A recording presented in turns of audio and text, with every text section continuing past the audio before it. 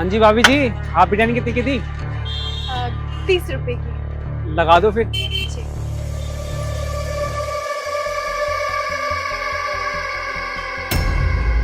और भाभी फुल। ये क्या कर रहे हो भाई आप? अरे मैं तो बिरयानी का रेट पूछ रहा हूँ, फुल फुल का कितने का है? भैया तो ऐसे कौन पूछता है? आपका इरादा मुझे लग नहीं रहा बिरयानी देने का, मैं तो कहीं और से ले लूंगा। भैया रुकिए तो।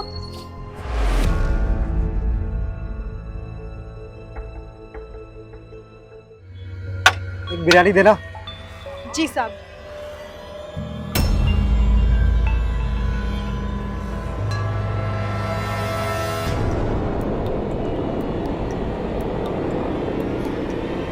ये लीजिए साहब। साहब बिरयानी। हाँ हाँ हाँ।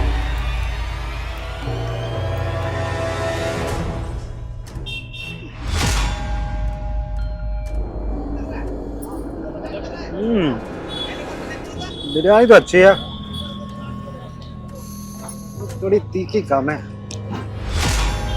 वैसे तुम्हारा पति वती दिखता नहीं है। पति है भी नहीं है तो मैं बन जाता हूँ।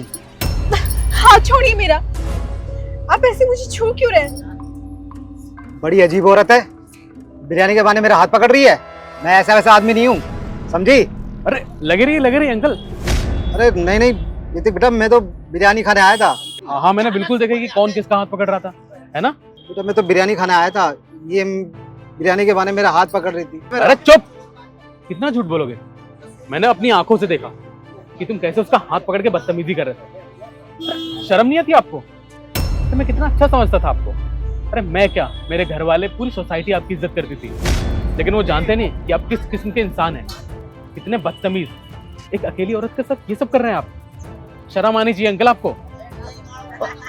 वो जो लोग तुम्हारी इज्जत करते हैं ना, आप इज्जत के हकदार नहीं है, आप इज्जत के लायक ही नहीं है। मैं यहाँ पे आता रहता हूँ, इसके साथ तो ऐसी हरकत होती रहती है, लेकिन मुझे यही उम्मीद नहीं थी कि आप उसके साथ ऐसा करें। और तुम्हारे साथ ये तब तक होता रहेगा जब तक तुम चुप रहोगे, जब तक तुम अपनी आवाज नहीं उठाओगे।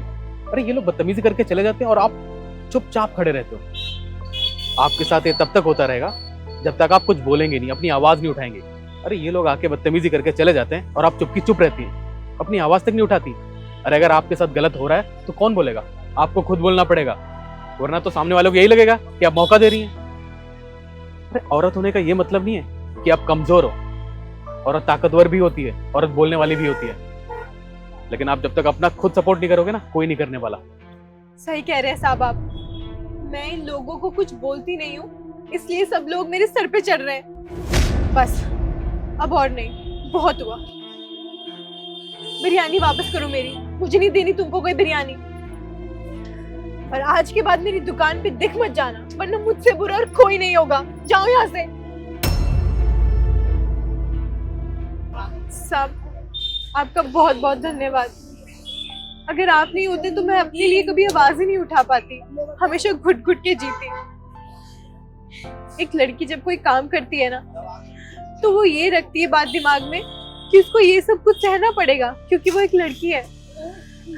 लोग छेड़ते हैं, उल्टा सीधा बोलते हैं, गंदी नजरों से देखते हैं, लेकिन हम लड़कियां कभी कुछ नहीं बोलती, क्योंकि हमें अपने परिवार का पेट पालना होता है।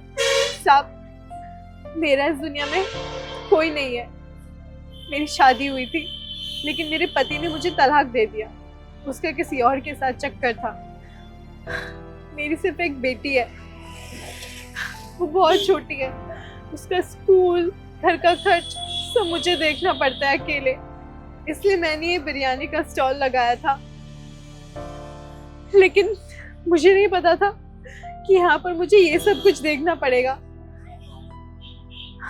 साहब आपका बहुत बहुत धन्यवाद, आपने आज मुझे ये सीख दी, वरना मैं हमेशा बस ऐसी ही रहती, लोगों के ताने सुनती और उनकी बुरी नजरों को सहती।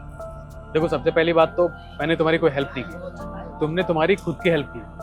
अगर आज तुम खुद नहीं बोलती ना, तो ऐसे लोग आते रहते, बदतमीजी करते रहते। आज जब तुमने खुद आवाज उठाई ना, तो देखो कैसे भाग गए। यही आपको करते रहना पड़ेगा। अगर ऐसा सीख गई आप, तो ऐसा बदतमीजी लोग दोबारा आपके साथ बदतमीजी नहीं कर पाएंगे। और माना कि आप एक बच्चे की माँ है, और इसका मतलब ये नहीं कि आप कमजोर हैं। अरे इस दुनिया में सबसे पावरफुल माँ होती है। जो एक बच्चे का पेट पाल सकती है, ये छोटी मोटी दुकान पे काम करके इतनी मेहनत करके सब कुछ कर सकती है, वो कुछ भी कर सकती है। तो सबसे पहले आप अपने आप को कमजोर मत समझो, समझ आया? और वैसे मैं आसपास ही रहता हूँ, अगर कोई भी जरूरत होती है तो आप प्लीज बताइएगा। चलता हूँ।